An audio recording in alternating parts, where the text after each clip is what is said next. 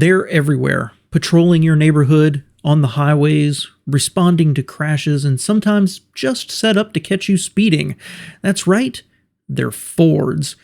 You've probably seen them, but never really stopped to think, why are there so many police vehicles that are Fords? In fact, the company controls more than half of the police vehicle market, but it begs the question of why? Well, welcome back to All Cars, y'all. If you're new here, my name is John, and let's dig in today on why America's second largest auto manufacturer controls the police vehicle market. By their own estimate, Ford has nearly 2/3 of the police vehicle market, with GM and Stellantis picking up the remainder and a few outliers out there as well.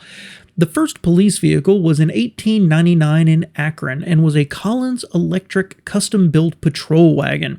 It weighed 5,000 pounds and was equipped with lights, a stretcher, and a gong, and its first job was to pick up a drunk. Its two motors produced 4 horsepower, giving it a top speed of 18 miles an hour and with a range of 30 miles.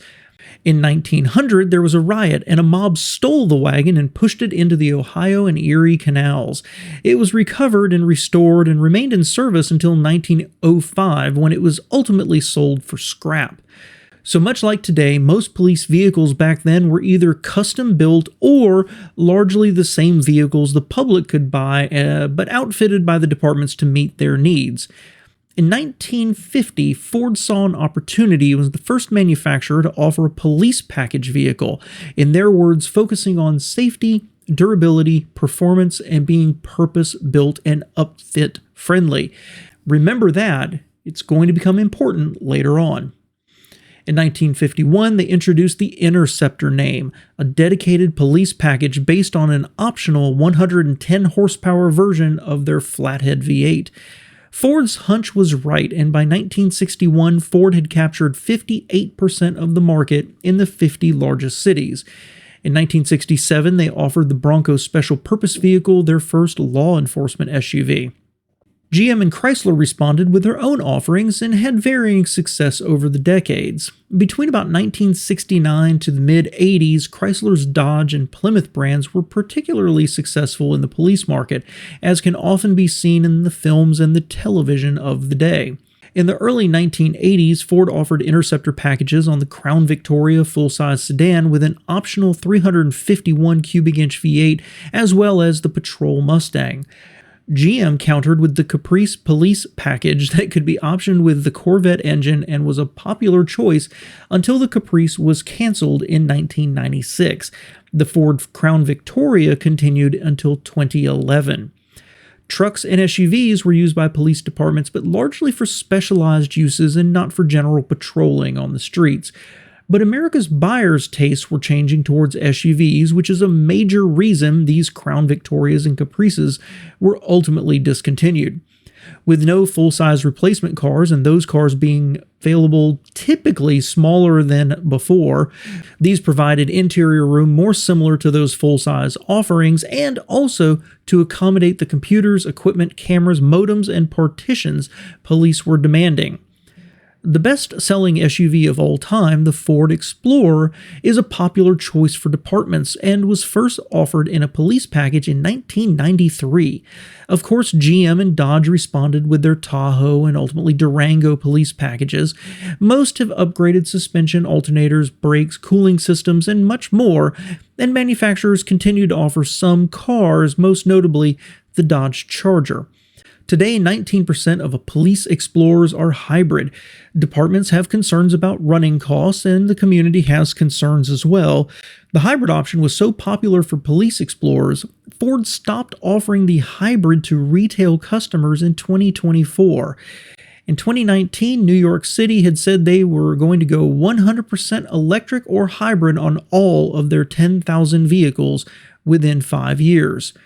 Ford has continued to innovate in the police space over the decades. In 2002, they were the first to offer ballistic door panels. In 2003, they tested the Interceptors to a 75-mile-an-hour rear impact crash standard and continue to be the only manufacturer in the world doing so. In 2017, they introduced the F-150 Police Responder and the Police Responder Sedan as the first pursuit-rated hybrid.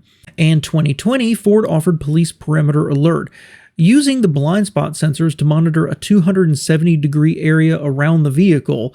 When a potential threat is detected, a chime sounds, the rear camera is activated, the doors are locked, and the windows are rolled up automatically.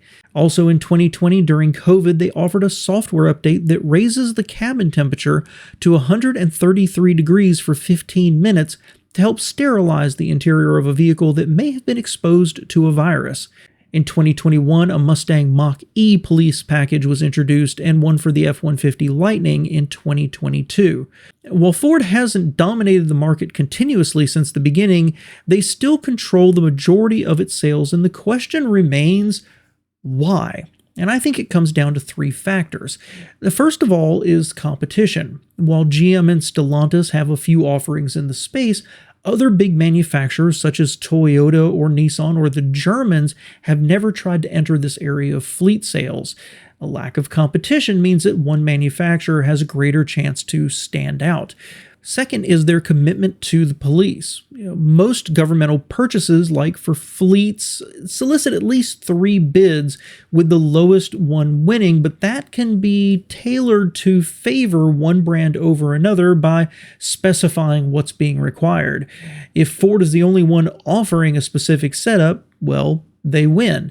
And that leads to the next reason: Ford's continuing innovation in the space, understanding their customer and what departments need and integrating it into new packages or as an option.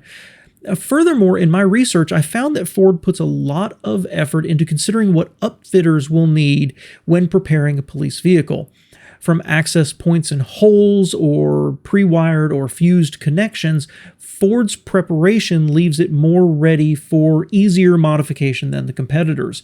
Over and over again during my research, I also heard that the Ford products are just easier to work on and tend to hold up much better.